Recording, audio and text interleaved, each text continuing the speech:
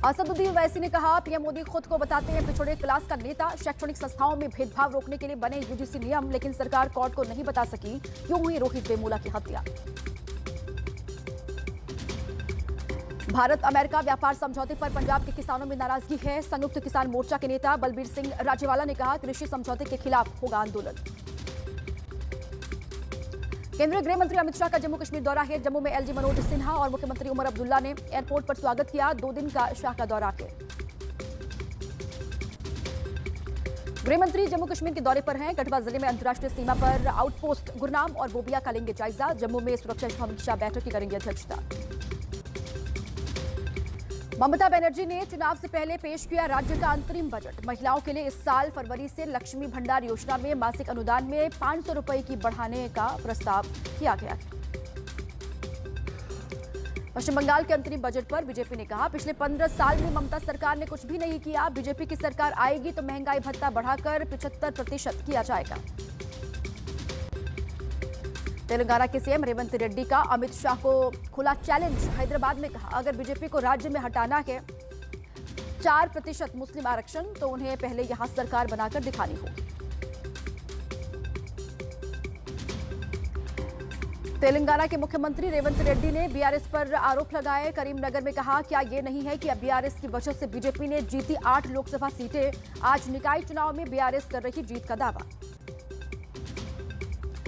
तेलंगाना नगर निकाय चुनाव को लेकर तमाम दलों ने जोर लगाया है। वोटर्स को रिझाने के लिए परिवहन मंत्री ने हुस्नाबाद में जनसंपर्क के दौरान ऑटो चलाया। 11 फरवरी को चुनाव होना है। उत्तर प्रदेश में ड्राफ्ट वोटर लिस्ट पर दावे और आपत्तियां दर्ज करवाने का आज अंतिम दिन है। फॉर्म 7 के जरिए वोट कटवाने को लेकर जारी है सियासी घमासान। चाइनीज मांझे से हो रही दुर्घटनाओं पर सीएम योगी सख्त हो गए। कहा, बैन के बावजूद क्यों हो रहा है चाइनीज मांझे का इस्तेमाल। चाइनीज मांझे से मौत हादसा नहीं, हत्या मानी जाएगी। यूपी में चाइनीज मांझे पर सख्ती के आदेश के बावजूद घटनाएं जारी हैं। लखनऊ में युवक की मौत के बाद चाइनीज मांझे से बुजुर्ग घायल हुए। पुलिस की कार्यप्रणाली पर उठे सवाल। लखनऊ में आवारा कुत्तों का आतंक है। इस्माइलगंज इलाके में महिला को दौड़ाकर नौचा। खौफ के कारण बच्चे बूढ़े घर से बाहर नहीं निकल पा रहे।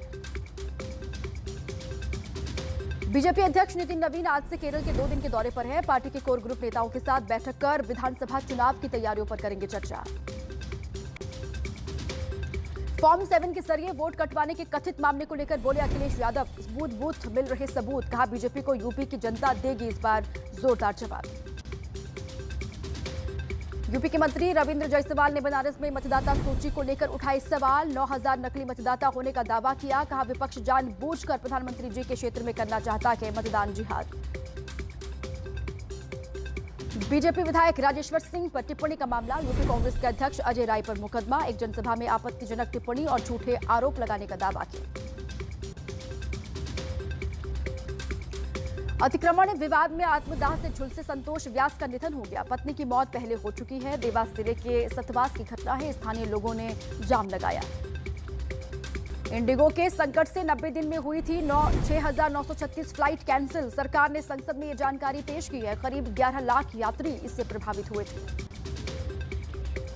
पश्चिम बंगाल में दामोदर नदी के किनारे मिले मोर्टार के गोलों को सेना ने डिफ्यूज किया। बांकुड़ा के सोनामुखी में रेत निकालते समय मिले थे। दिल्ली में छेड़छाड़ का विरोध करने पर बेरहमी से पिटाई। पीड़ित मुकेश कुमार ने कहा, मुझे मार डालने की कोशिश हुई। इस साल 5 फरवरी तक 36 दिनों में दिल्ली से गायब हुए 2884 लोगों का अब तक कोई सुराग नहीं लगा। दिल्ली में लापता हो रहे लोगों की संख्या पर दिल्ली पुलिस की प्रतिक्रिया सामने आई है। उन्होंने कहा कि गुमशुदगी को लेकर फैलाई जा रही है अफवाह। आपके राज्यसभा सांसद संदीप पाठक ने दिल्ली से गायब हो रहे बच्चों का मुद्दा सदन में उठाया। कहा, हर साल 6000 से ज्यादा बच्चे हो रहे हैं दिल्ली से गायब। यूपी में लोगों की गुमशुदगी पर बोले अखिलेश यादव, जिस राज्य में एसपी फरार हो जाएं, आईएएस अधिकारी निवेश के नाम पर एडवांस मांगे, वहां गुमशुदा लोगों को कौन तलाश करेगा। इलाहाबाद हाईकोर्ट की लखनऊ बेंच में यूपी में 1 लाख लोगों की गुमशुदगी मामले में सुनवाई। कोर्ट ने राज्य सरकार से संबंधित विभागों की रिपोर्ट मांगी है। नीट पीजी काउंसलिंग में नकारात्मक अंक वाले छात्रों को मौका दिए जाने के खिलाफ याचिका आज सुप्रीम कोर्ट में होगी सुनवाई। बिहार में नवंबर में हुए विधानसभा चुनाव नतीजों को चुनौती, आज सुप्रीम कोर्ट याचिका पर सुनवाई करेगा।